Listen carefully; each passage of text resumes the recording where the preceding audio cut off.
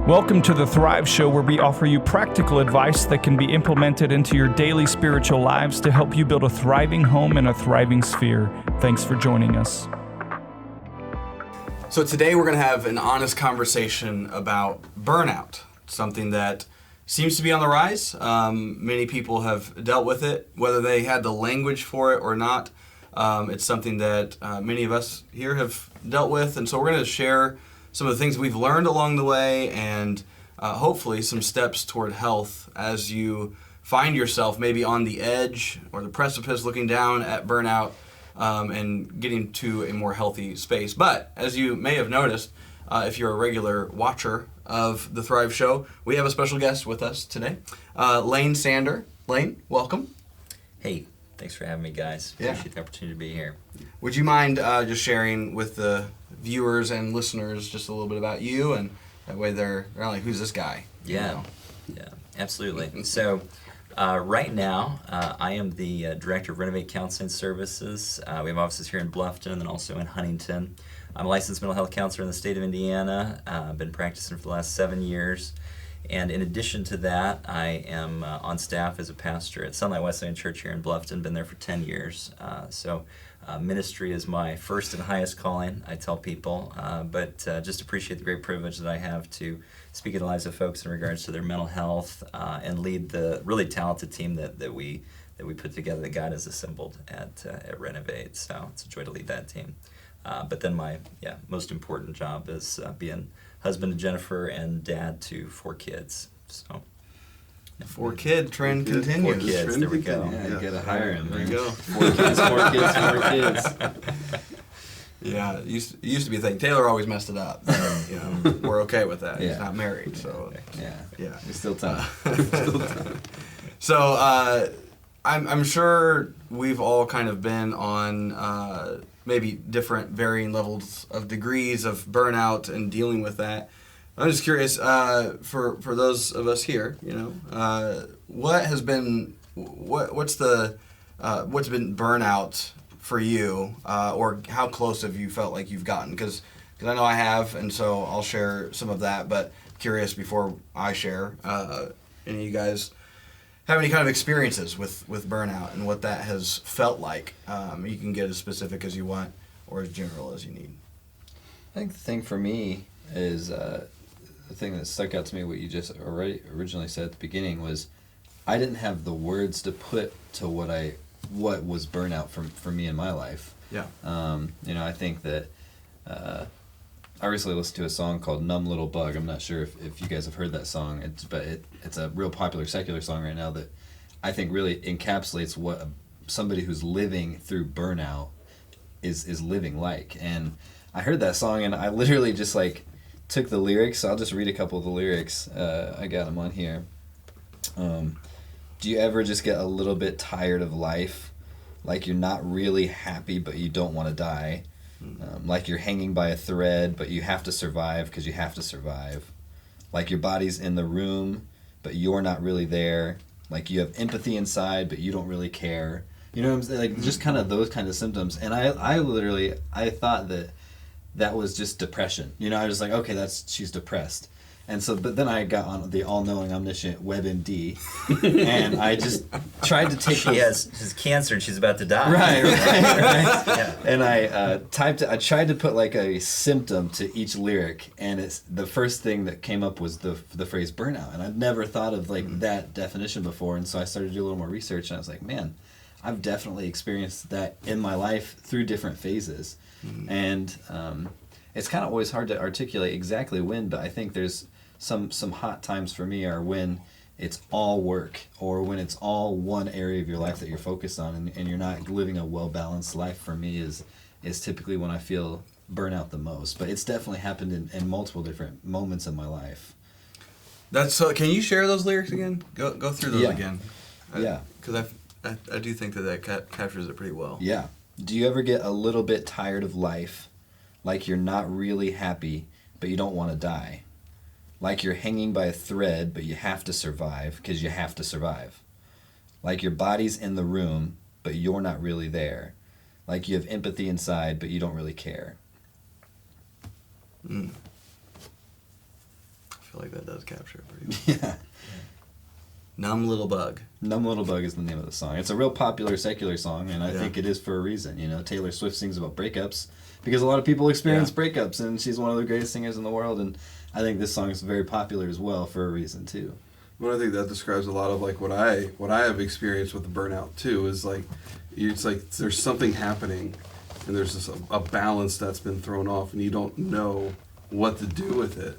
You don't even know how to describe it, and you're sitting there going like, I know something's wrong, but I don't know what to say about it. I don't even know if I have the energy to tell you, like why I'm mad, why I'm upset, why I'm acting this way, and I've experienced that a lot with, you know, not really a lot, but when I have experienced burnout, I should say that it's when I'm out of a routine. It's when I'm not practicing healthy boundaries in my life. It's when I'm just going and going and going, and like I have a big project to get, you know, like a new stage design at church or something, or there's just a lot of work that's happening, or you know, there's a lot of stuff at home that's happening. Whether that would be, you know, my kids are in school now, so like kids are kids in school sometimes, and they have to learn from certain experiences, or you know, you know, I was in a musical earlier this year, and like that was like 4 days out of the week we were spending 3 hours, you know, and so like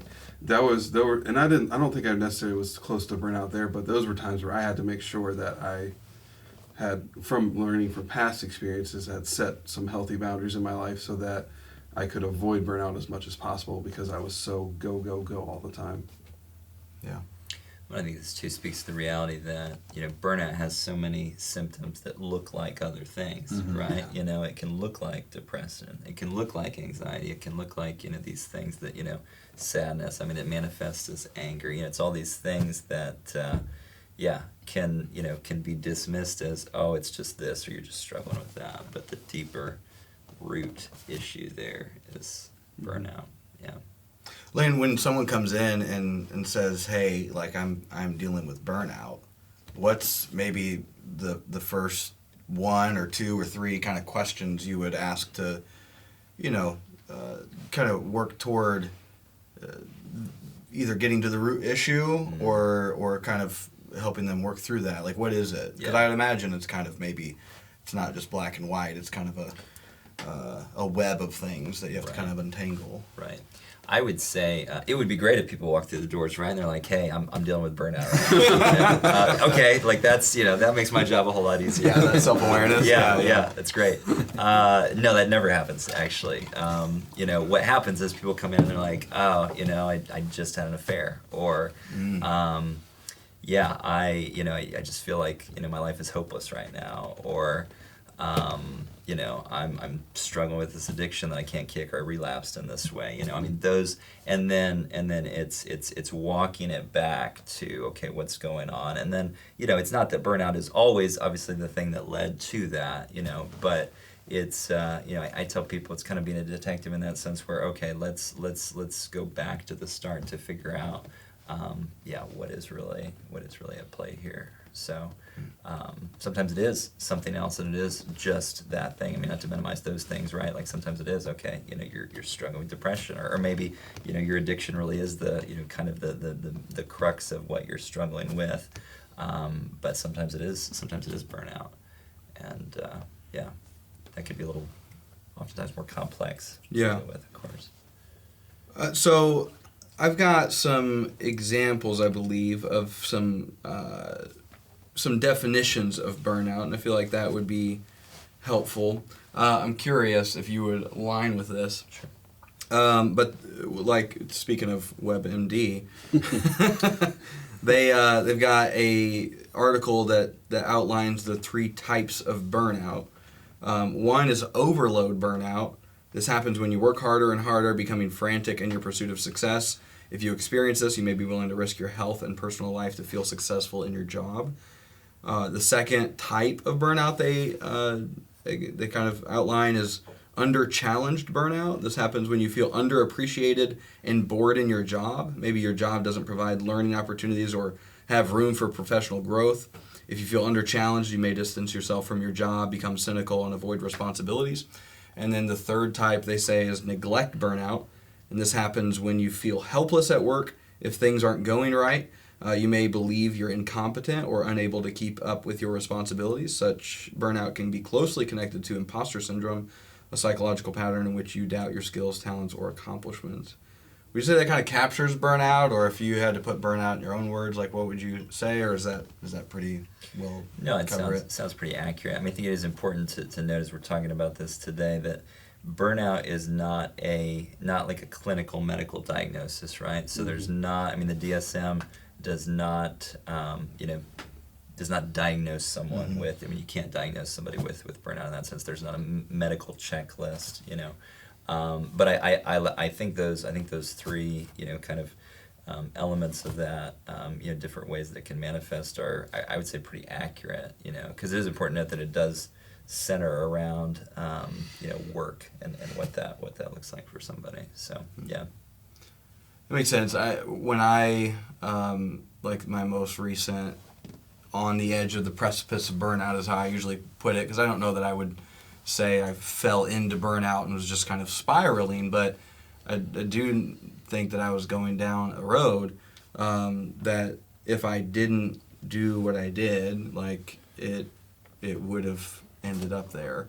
So this was really began in 2020, COVID, leading through COVID, definitely work related, as you said. Feeling just overwhelmed with just the challenge of, for a leader, it's really one of the jobs of a leader is to kind of define reality and say, hey, this is where we're going. This is the direction, right? So defining reality is one thing, and then defining kind of pointing to, all right, here's our mission fueled future that we're gonna go toward.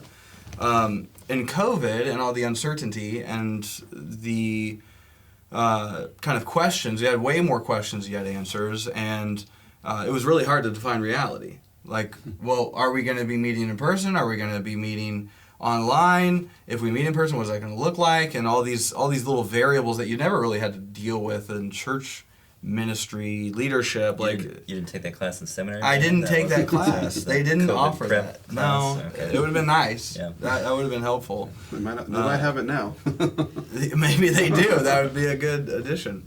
In other words, like, hey, pray a lot and just, expect to not know anything. That'd be the extent of the course. So dealing with a lot of overwhelm because of those dynamics, not really being able to define reality as well as I would have liked, alongside of the elders and the staff, and then also kind of like pointing to, okay, here's what the next 6 months we believe. We prayed about it, and we believe this is the next 6 months kind of where we're going to head toward. Instead, it was more like, yeah, we're going to keep doing the best we can right now, and trust the Lord's going to lead us in the midst of that, but the kind of lead time was a lot shorter. And then fatigue. There's this thing that I've discovered called decision fatigue, where you just have to make decision after decision after decision after decision after decision, and that can be exhausting. Mm-hmm. And it was. And again, it's about little things, or big things, but regardless, decisions can be mentally draining just because of the amount of mental exertion required to actually make good decisions, right? And then people fatigue. People were one of the other struggles. Just we saw a societal kind of level of anxiety or franticness, kind of, again, like way more questions than we had answers. And then that kind of seeped into the local experience of people, for me certainly, and I'm sure for most people, with people who are kind of in the stream of what's going on, big picture, and then kind of like bringing that here and then being upset, accusing me of lack of faith because of decisions we were making and just weird things like that. Then I have a tendency already to try to carry too much. And it's just like, well, I'll do it. Let's go.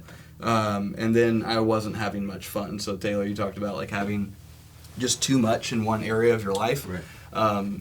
For me, I know about me that I have two modes that's very like intense, focused, and then also goofy and fun. and I wasn't really getting much of the other, like the goofy and fun and like let's have fun and like work hard, play hard, that kind of thing. That was not happening. It was non-existent. So that's where I found myself kind of on the edge of the precipice of burnout, like as if burnout's a precipice that you're kind of looking down upon, and you start falling down, and it's kind of can become like out of control. Real quick, could I ask Yeah. Lane 2 questions? Absolutely. Just real quick, Jump in there. based Yeah. off of something you said that kind of ties into some of my notes. Lane, why do you think, since COVID, it says that it said 46 or 48% of people pre-COVID said they would resonate with experiencing burnout, and since COVID, it's jumped up to about 60%. What about that time frame really increased that? Do you think? Yeah. I think COVID definitely ripped the lid off of a lot of challenges related to mental health. So in that sense, I think burnout is no different. I think we've seen trends. I mean, in the medical field, the mental health field, for I would say going back probably a decade or two, increases in depression rates and anxiety rates and addiction levels and suicidal ideation, those sorts of things. So I think that COVID just mashed down on the accelerator through that. So I would say that's a big part of it. I mean, some of the stats obviously that came out of that time, those last 3 years, just incredible. I mean, in the month of March of 2020, for instance, actually I think it was April. It was right during the shutdown, but alcohol sales in the state of Indiana tripled in Right. a period of weeks, right? I mean, so you see these things happening. Everybody's just cooped up in their homes, and so even though those things lasted weeks and months, the long-term impact that has on people, I think, is very profound. But I think technology, I would say technology plays an even greater role in that, as far as and we can talk about that now. We can talk about that later, but we don't have. I mean, downtime right now really isn't a thing, right? It's. I mean, we can work 24/7 now. It's yeah. The other question I had, and it was the very beginning of what you said, and I just kind of had this picture of was it the Roadrunner who he just starts off and out of nowhere he realizes he's off of a cliff. He's like, and then he just falls. Yeah. What? Because Brandon gave us 3 good definitions about being overloaded with our work, or just neglecting specific areas, or just being under challenged. What are ways? I just kind of picture all of us as roadrunners. We're running towards the cliff. How do we stop ourselves? What kind of questions do we ask ourselves before we just hit that cliff? Does that make sense? Yeah, absolutely. I mean, I think that's all encapsulated in self-care. For sure, which can look differently for each one of us probably, but I think that if we have daily habits that we're practicing, that in regards to mindfulness, in regards to slowing down, in regards to other things like that, if we have people speaking into our lives, then we will often realize, that's not a guarantee that we're not gonna bump up against the cliff at times, but I think it is a guarantee that we're gonna be aware of it, that other people are gonna be aware of it around us, and so when the warning lights start flashing, we realize that, and then can do something about it before we're in the air and we're getting ready to drop. Yeah. That's really good. Yeah, that's good. And one of the things too was that stood out to me about in regards to the first question about you said about technology, and this really started 10 years ago, and it's really just COVID kind of ripped the lid off it, and so to speak. But I found an interesting quote by a guy named Dr. Borland that said, "I'm seeing that people are having a very difficult time finding the necessary boundaries in order to manage their personal life and work demands." He said that finding that balance has proven to be extremely difficult. So I think that what we're seeing is that there is no balance, and that's what's leading to burnout a lot of times, especially with, you think about technology. We don't shut our brains off ever. We don't have any quote unquote boundaries, especially now. Think of something that happened maybe close to 10 years ago, is that remote work started to become more of a thing, and then all of a sudden COVID happens, and then almost everybody's remote working now, it seems like, and you see that there's this lack of boundaries between work and home, because if I work at home, and then so it's like finding a healthy boundary between like, all right, between these hours I'm going to work, and after that I'm going to shut the office door and I'm not going to go back in no matter how many emails I get.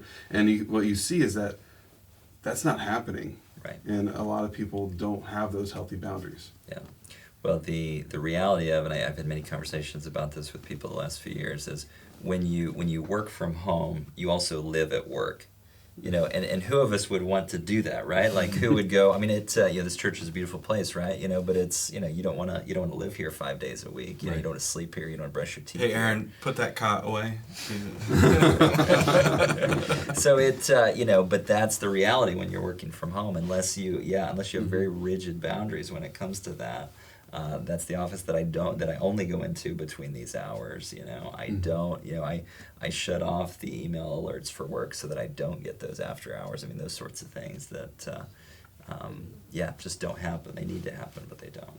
Yeah, well, and I think a lot of it has to do with the quote unquote the American way too, which is like pull yourself up by your bootstraps. If you work harder, you'll be more successful. And what we see through even the 3 types of burnout, one of the main ones is the overload burnout, is that people are working harder and they're thinking, well, if I just keep working harder, if I just keep grinding this out, if I just push through, then I'll get past this. And what they find out is that they're like the roadrunner or the coyote that is still running in the middle air and then looks down and realizes there's nothing there and the bottom falls out. Well, and that tendency to just keep pushing through is, it also is aligned with how I think a lot of our natural coping mechanisms are, in the sense of like what we do with emotions, because a lot of us weren't taught those things when we were kids on like how to actually work through your emotions, how to not, we believe, and I've said this so many times, that we believe that it's bad to feel bad. And so when we are experiencing some kind of negative emotion, maybe a lot of us probably grew up in homes where it was said, well, just get over it. Well, then, stop crying.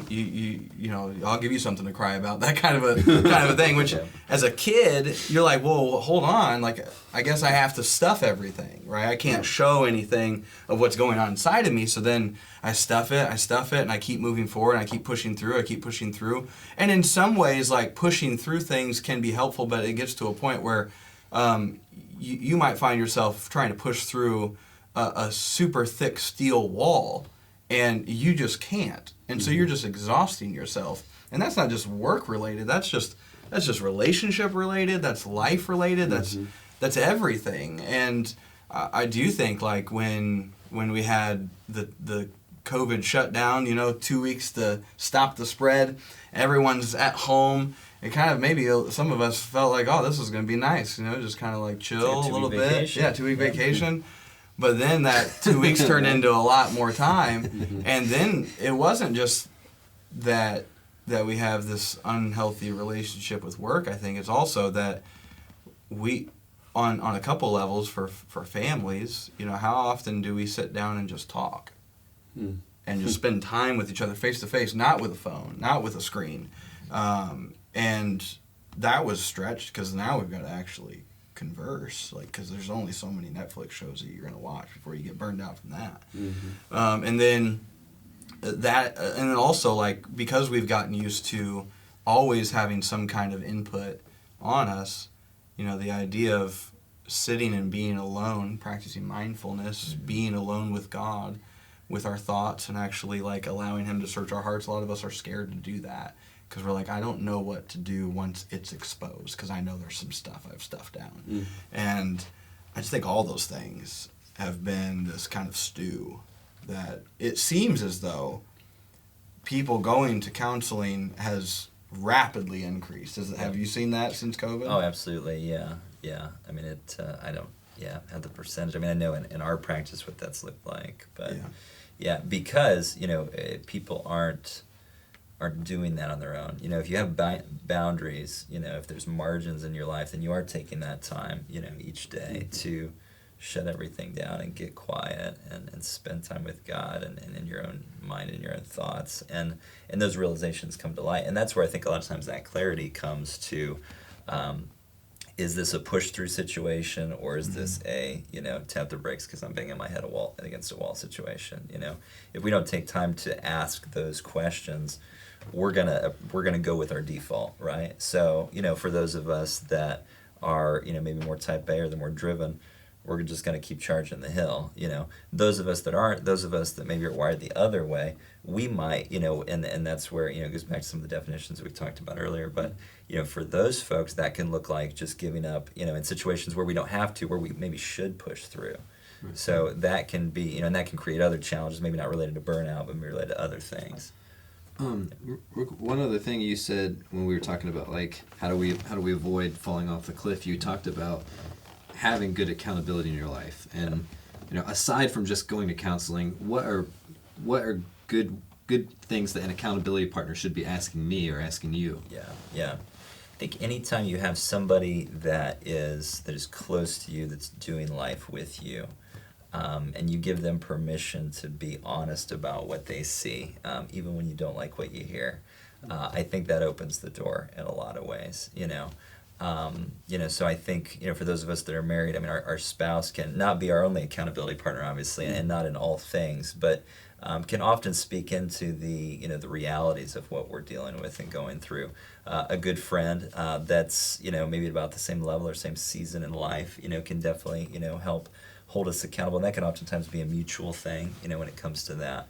And then I would say in addition to that, having a mentor or two, people we trust, people that are further down the road than we are, that can, that we give permission to speak those truths into our lives as well. I think that, when it comes to a mentor, I think everybody needs to have a mentor. I think you should be meeting with a mentor at least once a month to allow for those conversations to happen. Yeah. That's great. That's super helpful. I mean, I think, and that's something hard, like even finding the mentor.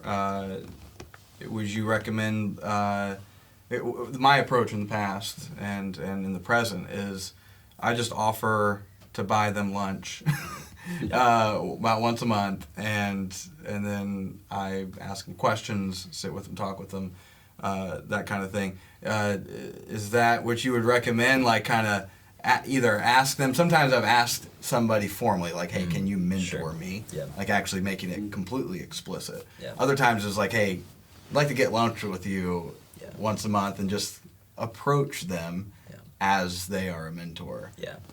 Any recommendations for that? Yeah, I guess I think that can go, two different ways there. I think, kind of the first example that you described there where, okay, maybe somebody that, I'm going to, reach out to just kind of keep in my back pocket, so to speak. Maybe if I have a specific issue or challenge or something that I need feedback on, I'm gonna reach out to somebody in that situation.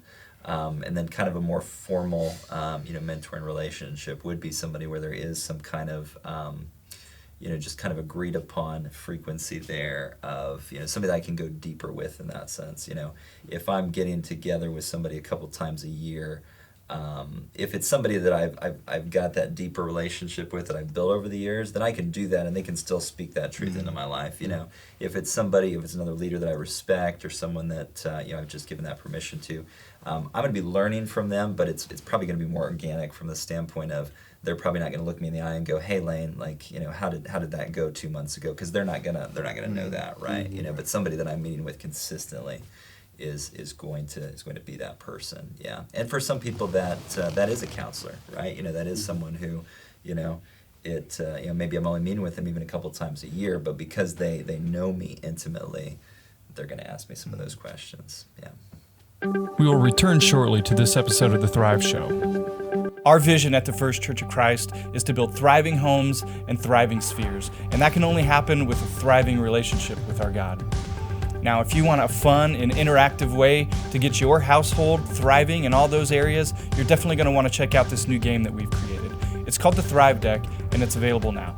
To play the game, simply draw a card from the deck once a week and do whatever the challenge says. If the challenge doesn't apply to your household, do the option instead.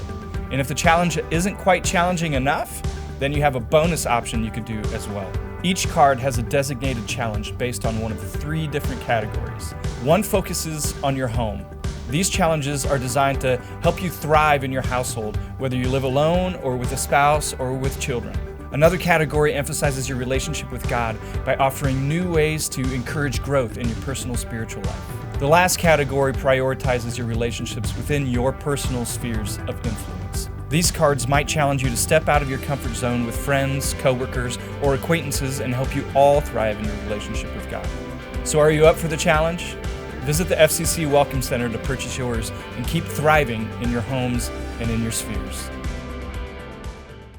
One of the things I wanted us to walk through are maybe some steps people can take to go toward health. You talked about self-care, and you mentioned mindfulness, just kind of creating those spaces to slow down.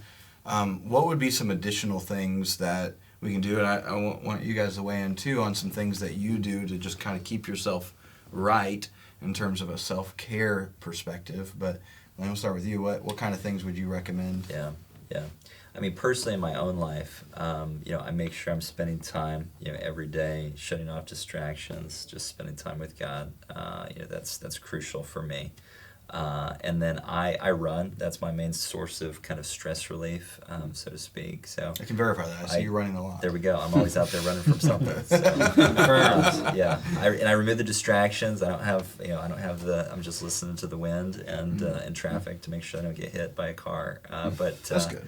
Yeah. So that's for me. Those are the main things. But it can look different for different people, obviously. Mm-hmm.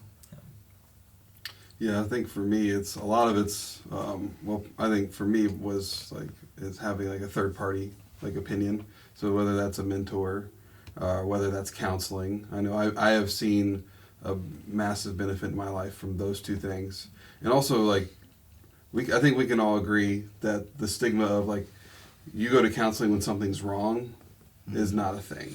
Yes, you do, but counseling is also a mode, I believe, of self-care. Of, whenever you realize I can't do this alone, you have the humility to say, I cannot do this alone.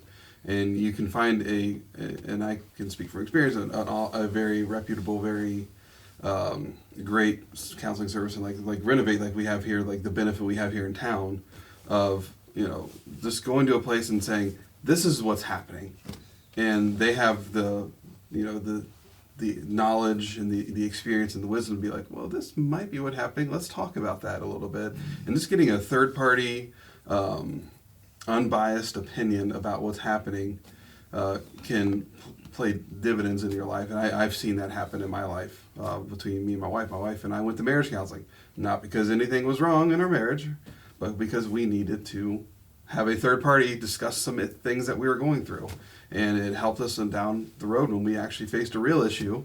We were able to fall back on that foundation that we had of counseling. So I think that's that. And also the other thing is, which Brandon, I think you can probably speak to this a lot better than I can, but the Sabbathing. And that's, if you look at it, one of my favorite verses to look at is right at the very beginning, Genesis 2:1-3. It says, so the heavens and the earth and everything in them were completed. God completed them in 6 days. And on the seventh day, God had completed his work that he had done, and he rested on the seventh day from all the work he had done. God blessed the seventh day, and he declared it holy. On it, he rested from all the work of creation. And the thing that we can take out of that is that God didn't need to rest. Mm-hmm. God has infinite strength, infinite vitality, infinite everything. God is infinite. And yet he still rested. And it's because why? He wanted to enjoy his creation. So he gave us right there, and I think you talk about how alcohol sales tripled when COVID happened. This was, if you look at it, people were turning to things that they shouldn't turn to, maybe to cope instead of resting in the arms of God and be okay, God, I have 2 weeks to spend with you. What do I do?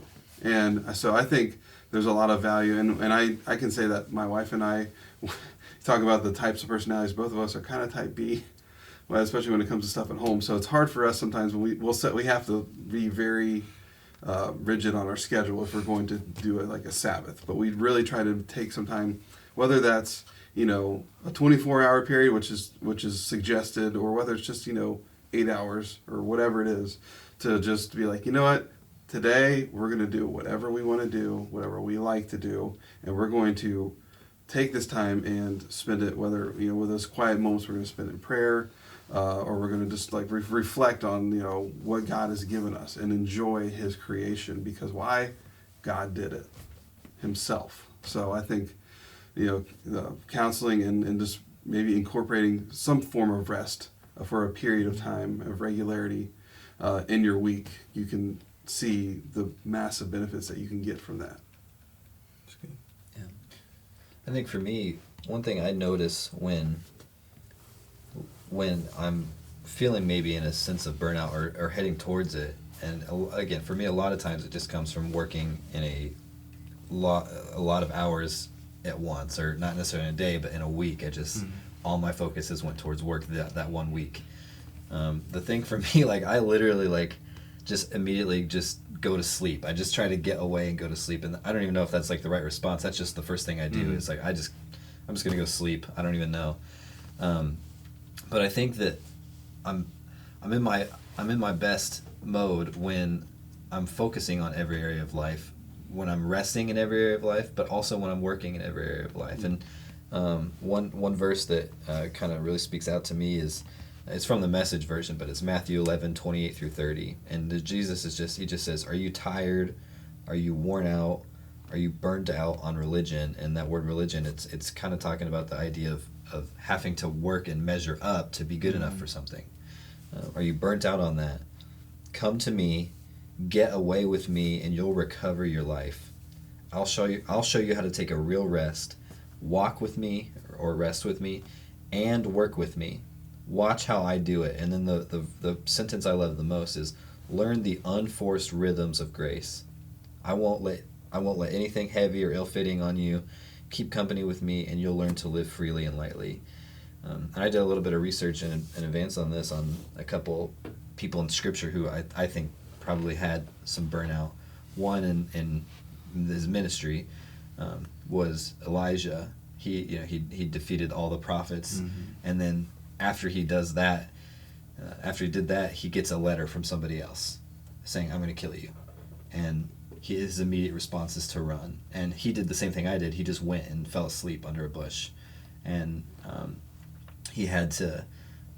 An angel ended up showing up in his life and saying, "Hey, get up and eat," and he just went back to sleep. And then an angel showed back up again and said, "Get up and eat, because you've got a journey ahead for you that the Lord needs you to take."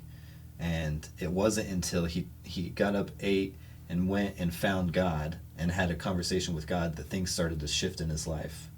And then if you look at the same thing, but in a personal relationship in your life, it was Jacob. He had stolen the blessing from his brother Esau. His brother Esau says, "I'm going to kill you." His whole family kind of disperses. He'd kind of just been living in this long period of time where, I've messed up. I've got to figure out how to run for my family, or how to mend things. He's probably had a lot going on in his mind, and it comes to this end where he just says, "I can't take this anymore. I'm just going to meet up with my brother. If he kills me, he kills me. If he wants to make amends, he makes amends." But the thing he does right before that is he sent all the animals away. He sent all of his family and friends away, all of the servants away. And it was just this moment, he was just sitting on a beach, and that's when God shows up.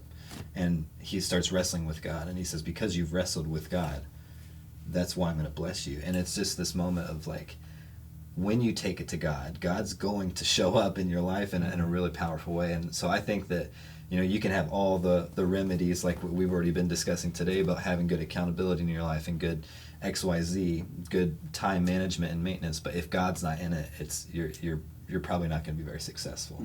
So I think that's the big thing for me is whether I'm journaling and just talking to God and being real, or whether I'm reading or praying, there's got to be some mix of including Jesus in what's going on in your life. So, well, and I think in Jesus, I think we see that beautiful picture of that, right? Where, if there was anybody in human history who should have, experienced burnout, it should have been Jesus. Yeah. But, we see the healthy habits and patterns that he exemplified throughout his life and his ministry.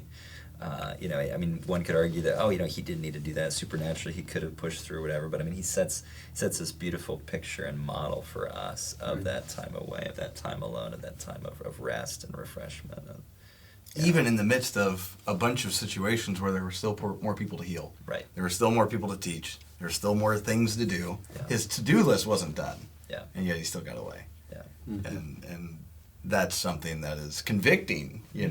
for someone like me, and probably for all of us on some degree, right? Yeah. It's like, but hold on, Lord, I still got this thing to do. Like, I can't sit back yet. Well, that was one of the things I remember because before I came to here, to First Church of Christ, I would only work part-time in ministry. So this is my first full-time ministry position. And you're like, you have to set a schedule. You have to set your time, because at the end of the day, there will be things that need to get done.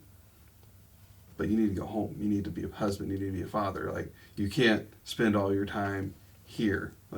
If your ministry at home is not functioning well, then your ministry here will not function well. He's like, there will always be an endless task, or endless list of tasks to do here, but make sure, do the important things that you need to do. He's like, but there are certain things that can wait for tomorrow, because tomorrow has enough troubles of its own. Yeah. So when I was on the edge and kind of wrestling with all this, and really reached the point where I was like, okay, this is getting beyond what I'm capable of handling on my own. I went through a number of steps that I think were helpful for me, incorporating all the things that we've talked about. But one of the first things I did, because I have done that before, is I finally went back and I remember I had told a mentor of mine, Greg, about a year ahead of when this moment was. I said, hey, now that I'm settled in this lead role, this was very early on when I was here, I was like, I should probably just get in a habit of kind of doing some maintenance counseling, just once a month. Just do a check-in, make sure everything's good, because I think of counseling both in the sense of if you think about it in a car, sometimes your car just gets broken down, something's just not working. You hear some clanging, where you're not supposed to hear that. The brakes are grinding or whatever it is. Your engine starts having some weird malfunctions, and you need to go get it fixed, right? But you also, in a car, you've got these scheduled maintenance things that are good ideas. That way it can keep going longer.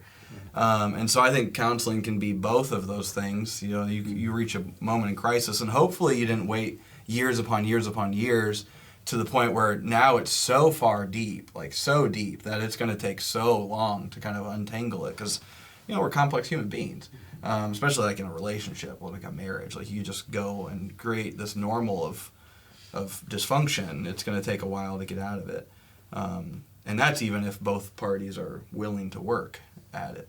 But when I decided, okay, I need to go to counseling, I talked about it for a year before I actually did it. And then by the time I did it, it was because I was on the edge of burnout.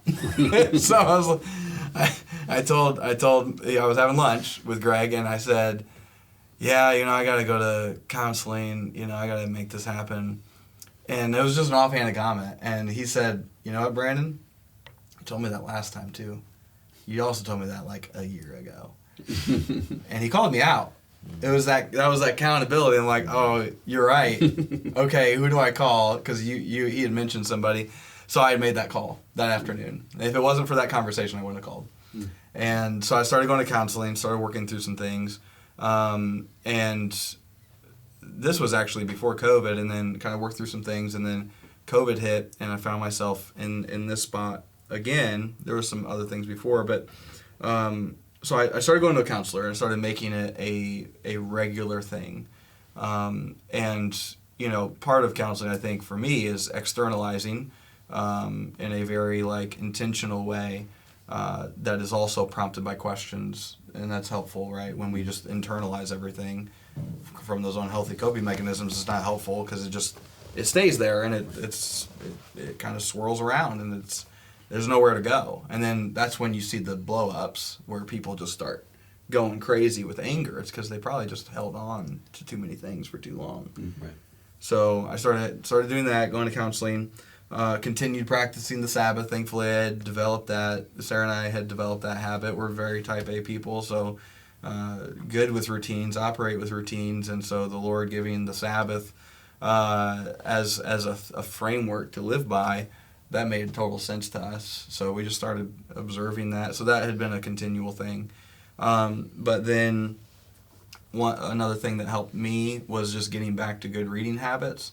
Not necessarily just like devotionally in the scriptures, because I continue to do that, but also like in my role and in a lot of our roles, like there's a lot of outputs that we do, right? There's a lot of output. We're pouring out.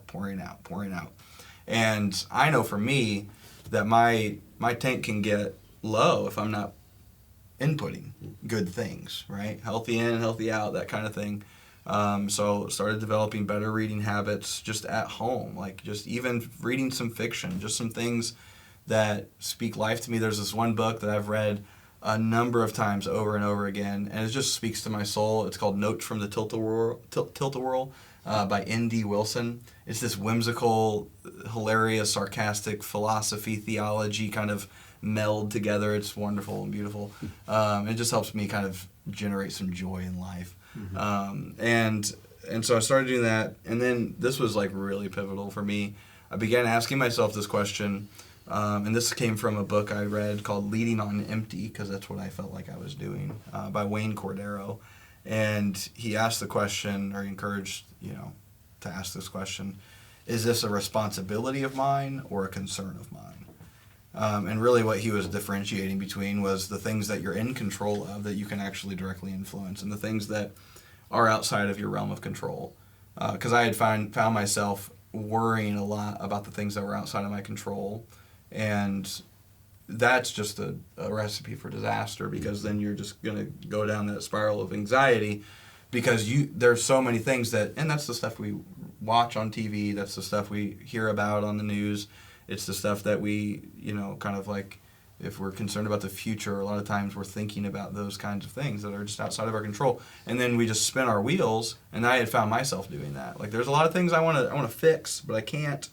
And then at the time, I got a gym membership, and I actually started going. Now, I don't go to the gym right now, but I do play hockey, and that is good for my soul to play hockey. I just wish I could do it more than once a week. So the exercise thing is definitely, like, I hate to run, but I probably should run, because it's probably good for me. I need to get rollerblades. That's what I need to do. Yeah, that would be good. And then I just asked God to renew my joy, because I need joy in my life. And so I just began to fervently ask him. And then, journaling is helpful too, because, you shouldn't just wait to go to counseling to externalize what you're going through, right?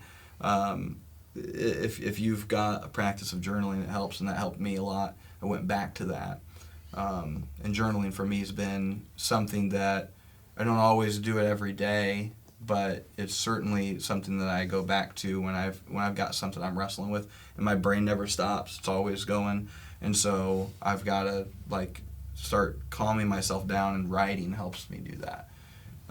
So those are some things that really helped me a lot. And then just relationships, investing more in those helped a lot as well. So those were some of my steps that I kind of started taking that helped me get away. But the thing is, and I'm sure all of us have experienced it, it's not just that one time I got into some imbalances, and I felt like I was starting to go toward burnout, and I fixed that. I took these steps, and now I don't ever have to worry about that again. Right. Some people may experience that, but that may not be your experience. It may be something where you're going to have to tweak. You're going to have to check yourself, before you wreck yourself, right? And hopefully some of these conversations, these steps that we've talked about, can help somebody work through, okay, where am I actually? Do I feel like my passion has faded? There's a list Carrie Newhoff put together of signs you might be burned out, and we can maybe end on this. But if you guys have anything to riff on from these, feel free to jump in, okay? So he says, signs you may be burned out, your passion fades. So maybe like you've, in work or in life in general, used to be a passionate person about something and your passion just kind of fades. Your main emotion is numbness. Like you no longer feel the highs or the lows. You're just kind of steady. But really it's not just steady like I'm just an even-keeled person, but you kind of grown to be numb. Little things make you disproportionately angry. Really not something where anger is the response that seems most appropriate. It's your response, but it's about little things. Everybody drains you when people just keep peopling, and you're just like, can you all stop? And yet, it's like, well, it's always been this way, but your reaction to it's greater. You become cynical. Not really. You may call yourself a realist, but really you're just cynical. Nothing satisfies you. Like those moments of joy and happiness really don't come, even from things that used to give you that. You can't think straight. This was definitely a thing. Like the brain fog is what I would call it. Mm-hmm. You can't think straight. It's just too many things going on. Your productivity is dropping. So maybe you're kind of avoiding some things, or you just have a hard time producing when it comes to work or whatever. You're self-medicating, so this could be where like those alcohol sales rise, or people just turn to like, I'm constantly having headaches, so I'm constantly trying to take pain relievers, and it's constantly just kind of a thing. Self-medicating. You don't laugh anymore. Man, if there's anything that can help me, I don't know about you guys, but laughter is so good for my soul. Well, that's like the term, right? Laughter is a medicine. Yeah. And it's like, but that's true. Let's talk about that. So, anybody got some favorite comedians to share with the audience today? Because I love stand-up comedy. Maybe y'all don't, but or funny shows or something that you can go to that you'll get A lot of the stand-up comedians I listen to are not that clean, so I Okay, don't know if yeah, I'll make any yeah. recommendations on stand-up comedians. Well, let's say that with the stand-up comedians, it's hard to find ones that. It is. And I found at least one is the Nate Bargatze. Oh yeah. He's relatively Nate- pretty clean, and Nate he's is great. and he's great, and he's just like if you love sarcasm and a little bit of cynicism, but also like just like absolute hilariousness with like a real life situation you'll go through. Like he's hilarious. What's the guy? John Christ. John Christ. Yeah. If you like a little bit of like a Making fun of Christian culture kind of thing. yeah, then he's got a really funny bit on Chick-fil-A. Like it's like people with biblical names, like Yeah. That's who works there. Yeah. oh yeah. So it's like Josiah hired. Yeah. You got a biblical name, he's automatically hired. Yeah, there's a funny one about Boaz, but I won't go on that one. Yeah. Tim Hawkins would be another addition to that. I remember back in February of 2019, we had gone through. There had been a lot of people who had passed away in our church family, and there was a lot of funerals to do. There was a lot of grief to kind of, it was just swarmed in, and we had gone to a Tim Hawkins concert in Wabash, where the Honeywell Center is. I think that's Wabash, and that was like 2 hours of me just letting out so much of that emotion, but through laughter. It was so healthy and good. Yeah, John Chris, Nate Bargatze. There's a lady like Sarah and I recently watched on Netflix. Can't remember her name, but she is hilarious, Southern lady, and she's clean for the most part. She might have had a couple of words in there, but she's hilarious. I can't remember her name, so it's a terrible recommendation because That one lady. Yeah. That one lady. Find a lady on Netflix. Yeah, middle-aged lady who has a really thick Southern accent, and you might be on the right track on that. Leanne Morgan. Yes, Leanne Morgan. That's what it is. And then the last thing he says is sleep and time off no longer refuel you. So those are some signs, like maybe if you kind of resonate with some of those, then maybe it's just an opportunity to start asking yourself, okay, what in my life is out of whack? What are some things maybe I've been neglecting? What are some things that I need to maybe open up with someone about? Maybe need to go to counseling. I think, and again, like the stigma seems like, only weak people go to counseling, or you only go there when you really have no other choice. But I think going and being proactive with that is a really healthy thing, and I've certainly benefited from that.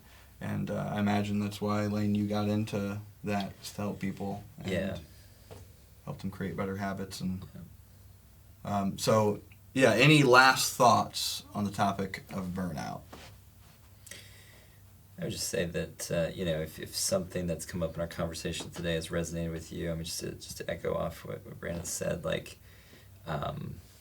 don't put off making that call, right? Whether it's with a good friend that you just need to get coffee with, whether it's with a mentor that you just need to reconnect with, that maybe you go, we get together every few months, but it's been 2 years since you've gotten together, or if it's reaching out to a counselor or counseling agency to just start that process. The worst thing we can do when these things start to stir in us is just to brush it aside, because things aren't gonna get better if we don't take action.